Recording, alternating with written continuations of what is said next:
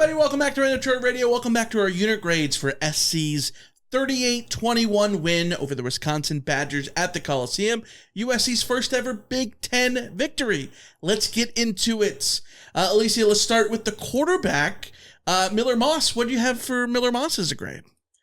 Yeah, I'm going with a B+ for Miller Moss. I'd invite anyone who thinks that Miller Moss isn't USC's best option at quarterback to rewatch this game. Yeah. He's by and large excellent here. The reason he gets knocked down, the turnovers, you can't have them. The interception is a bad throw and a bad decision. The fumble on the sack, I understand, but he still needs to avoid turning the ball over in those instances. I think he's doing a hell of a job, especially using his ability as a runner, limited as though it might be. That was very effective for USC and will help open up this offense going forward. Really, really solid performance for Miller. Yeah, for me, I'm going to go a little bit higher. I'm going to go A-. I thought he was great. The interception is bad. I don't think that that's a ball that he should have thrown, but when you look at the passes that he did make, the pass to Jacoby Lane on that first drive of the game was sensational. And I thought he managed the pressure perfectly for the most part. There was only 2 sacks in the game. One sack in the game. It was 2 yards.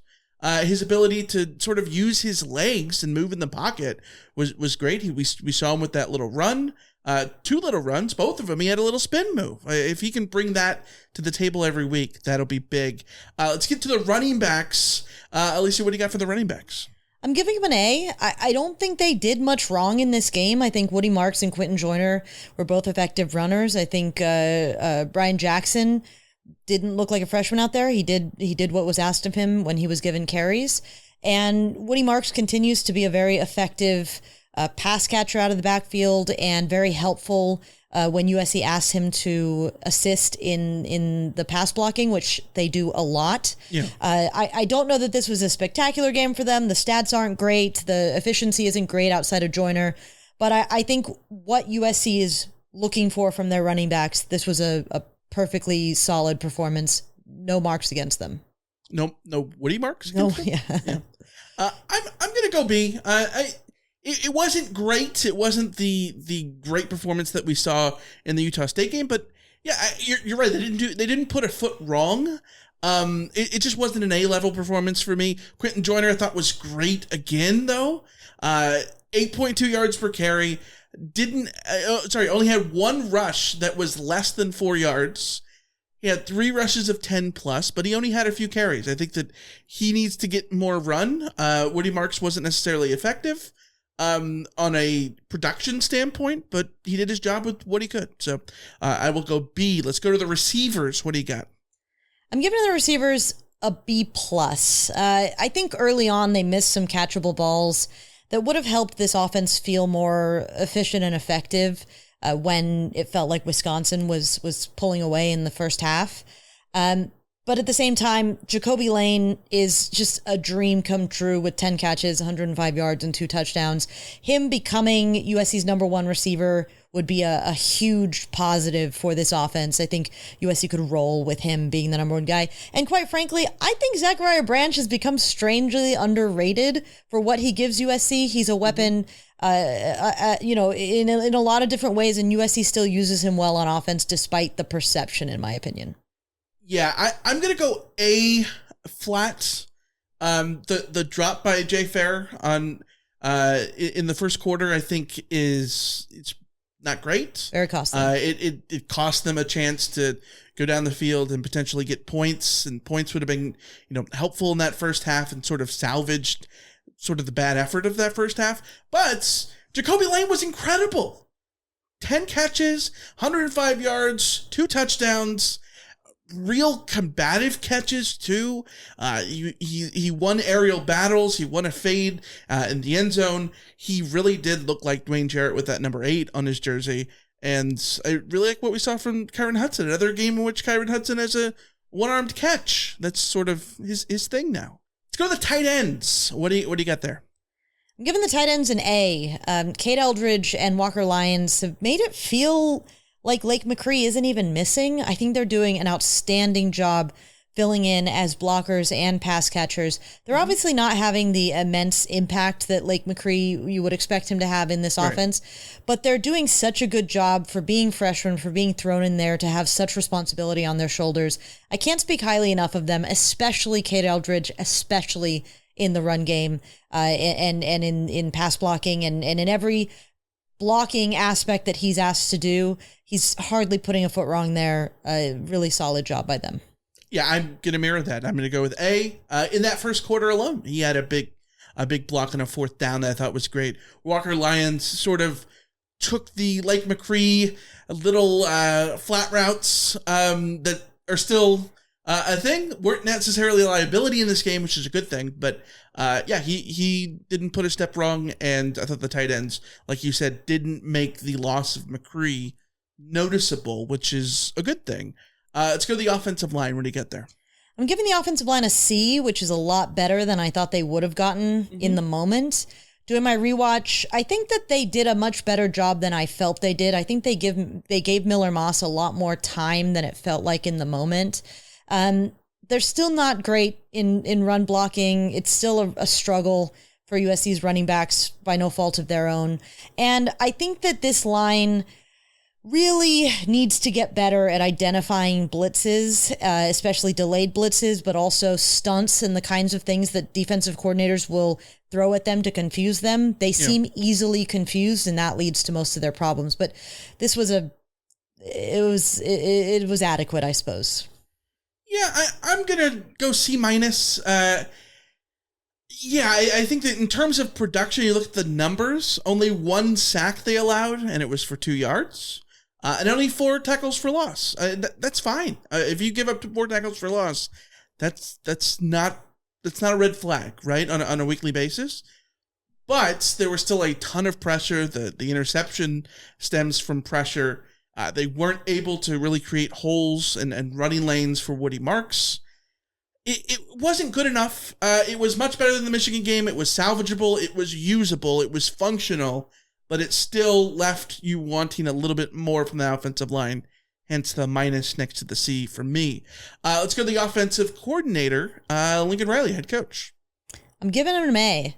I think he gets a lot of criticism from USC fans, and my rewatch showed me that his play calling was fine. The game plan was fine. I think that USC's offense was largely effective throughout the game, outside of the things that I don't know are in his control, which is a wide receiver dropping a ball on third down, some other drops throughout the game, pressure from the tackles that they really don't have any other options from. I think this was a really well-coached game in general. The mistakes that were made were individual mistakes, not the kind that I would ascribe specifically to a coach. So I give him an A. Yeah, when I look at Lincoln Riley's performance in this, I go B+. And that's mostly because there wasn't a big red flag in everything. I think that things could have been a little bit better. I did like the little wrinkles that we saw, the little touch pass reverse thing to Zachariah Branch was super fun. I think there were ways that he was able to manage the lack of pressure, but I think there could have been a little bit more. It wasn't amazing, and that hence is the B+ for me. Let's go to the defensive line. What do you got? I'm giving them a B-. Honestly, I think they're doing about the best that they can, given what they have available to them. It's still frustrating how much ground they give on first down runs. It really puts this defense in a tough position because opposing teams too often end up with third and short or third and manageable. And to me, it stems from the defensive line, maybe just giving too much ground. But I will say in the second half, they really tightened up. It was good to see. And they were impeccable on that big fourth down stop in the second half.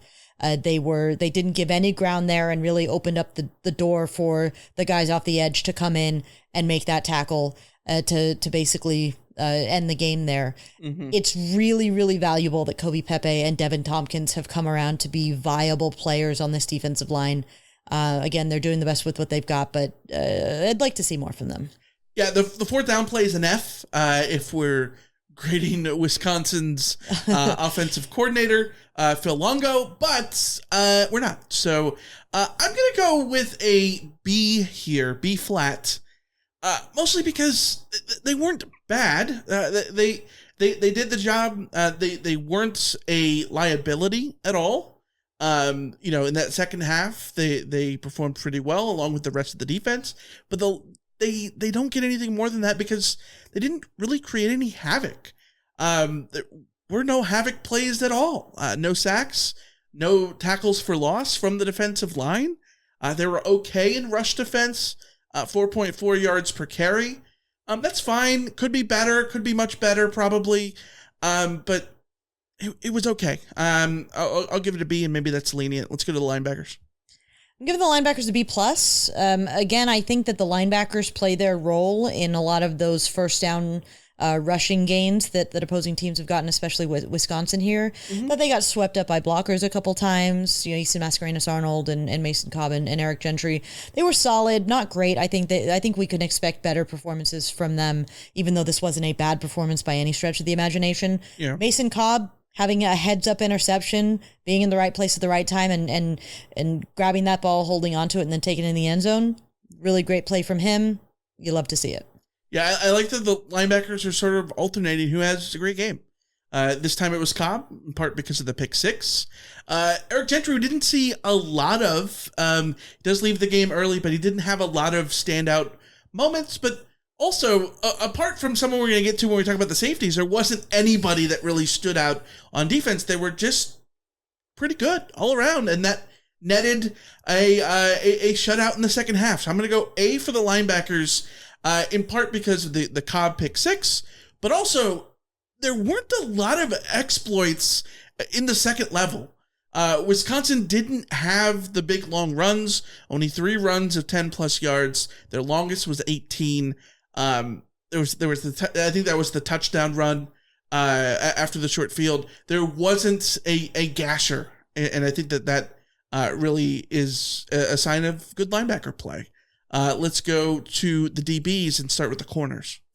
I'm giving the corners a C in this game. I thought they were the weak spot of the defensive performance. I think that Jalen Smith is an amazing player and he's good for 99% of the snaps, but he does miss a tackle there on that touchdown run. The very rare Jalen Smith missed tackle.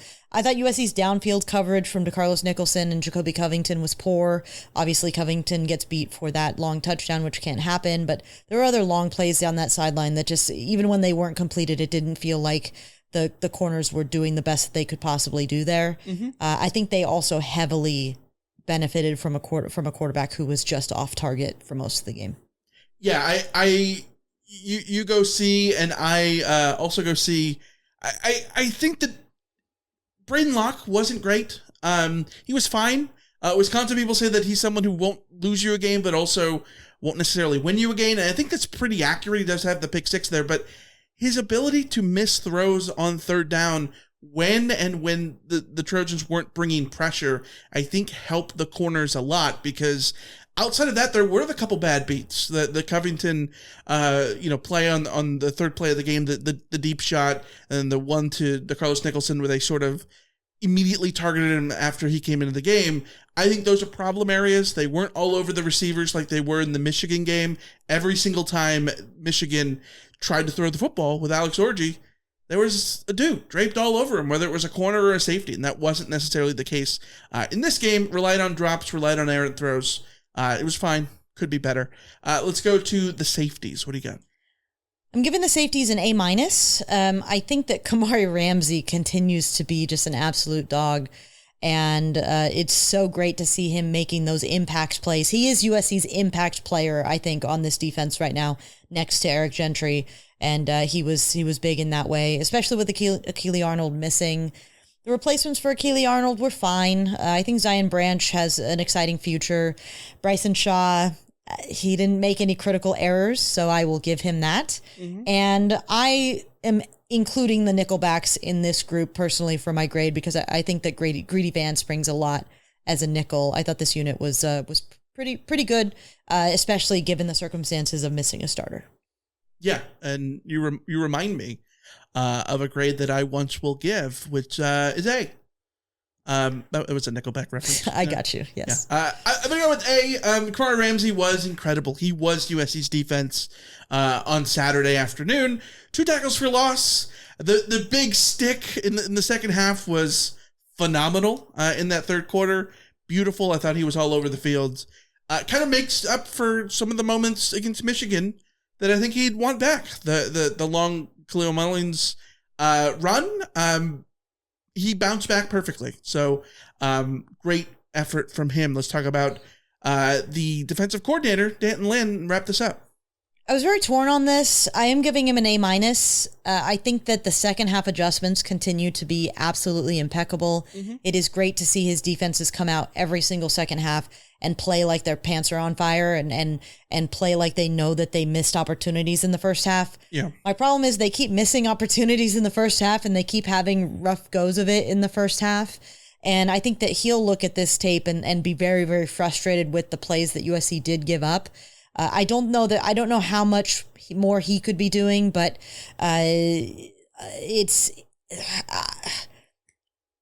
he's a great defensive coordinator. I just wish his defenses were not being put in these situations in the first half. And I don't know what he should do to change that personally, but. Yeah, the muff punt certainly didn't help. Gave them a short field, which wasn't great. I'm going to go A- also. A- because I thought the first half, I was at first going to, sort of write off the first half as, okay, it was one bad beat over the top. It was on a play in which he blitzed. And then there was the short fields. Okay, those are 2 plays. One of them is a short field. They were, probably always going to get some sort of points there. But I think in the first half that touchdown drive that Wisconsin has, the third one is great from them. They moved up and down the field. They looked like what SC had been doing, just, 7-8 yards down the field every single time. And that was alarming, but this is an A- and not anything else because the rebound in the second half was great. Like you said, another week in which they shut out an opponent in the second half. This defense has allowed 17 points in the second half so far. And that includes LSU, Wisconsin, Michigan. Like, these are not bad teams that SC has faced. That's exactly what you want. That's what you want from your defense. So they are passing the test with flying colors, especially when you look at what they were last year. So that's going to wrap up our unit grades. We'll be back later in the week to look ahead to USC and Minnesota. Talk about what USC's pathway to victory is there. And of course, as always, you can listen to the episodes of our podcast here on YouTube. The CarCast, which is our post-game show, is right here. So click on it. See it right there? You see it? You see it. Did they see it? They better. I hope so. Yeah, click that thing. And also hit the like and subscribe, will you? Till next time, see ya. See ya.